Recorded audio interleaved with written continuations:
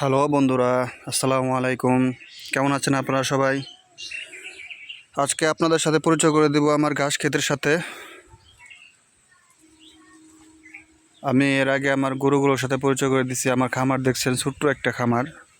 আজকে দেখাবো আপনাদের আমার সেই গরুগুলোর জন্য আমি কোথা থেকে ঘাস নিই। এ হলো আমার ঘাস ক্ষেত। এটাকে পান্থন বা নেপিয়ার ঘাস বলা হয়, দেখতে পাচ্ছেন।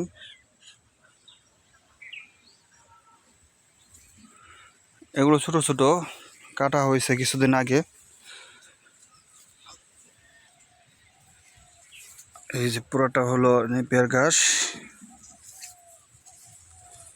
আসলে সবচেয়ে বড় কথা কি, গরু খামার দেওয়ার আগে বা গরু লালন পালন করার আগে এখন উচিত প্রত্যেক খামারি ভাইদের যে ঘাস রোপণ করা। ঘাস ছাড়া আসলে এখন গরু লালন পালন করা যায় না, সম্ভব না। দেখতে পাচ্ছেন এগুলো এক একটা সুপার বয়স হইতেছে প্রায় 3 বছর। অনেক আগে বোনা এগুলো আমার। এখন অনেকটাই দেখা গেছে আপনার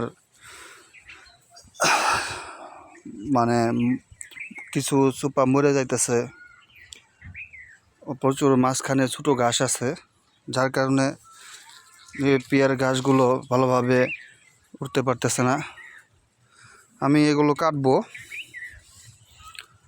আবার নতুন করে যাতে সুন্দরভাবে বড় হইতে পারে। দেখতে পাচ্ছেন আমার ঘাস ক্ষেত।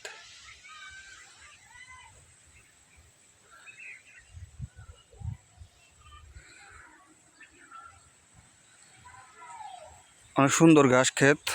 আমি এখান থেকেই মূলত আমার গরুগুলোর জন্য ঘাস সংগ্রহ করে থাকি।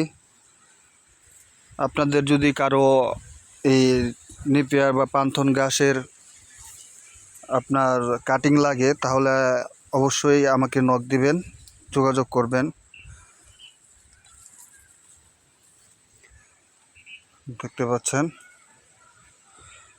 এখানে, দেখছেন এই যে লাল ঘাসটা, এটা কিন্তু আমার কাছে খুব ভালো লাগে। এগুলো আছে, কিছু কিছু আছে।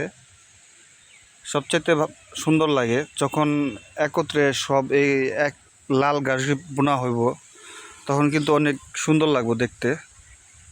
সবুজের মধ্যে দেখছেন, লাল না অবশ্য, মেরুন কালার, এটাকে কি বলে, গোলাপি বা মেরুন কালার এরকম কোনো কিছু। তো যাই হোক, আমি লালই বলি। অনেক সুন্দর। এটা পুরাটাই হইতেছে আমার ক্ষেত। একটা ক্ষেতে আমি অর্ধেক করে ঘাস কাটি, আর অর্ধেক মনে করেন আপনার এক পাশ থেকে হইতে থাকে, বড় হইতে থাকে, আর এক পাশ থেকে আমি ঘাস কাটতে থাকি।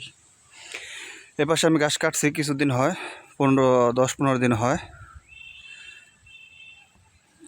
এগুলো সাধারণত 1-1.5 মাস পর পরই, 1 মাস 40 দিন পর পরে আমি কাটতে পারি। এখানে আবার দেখতে পাচ্ছেন আমি কাটবো।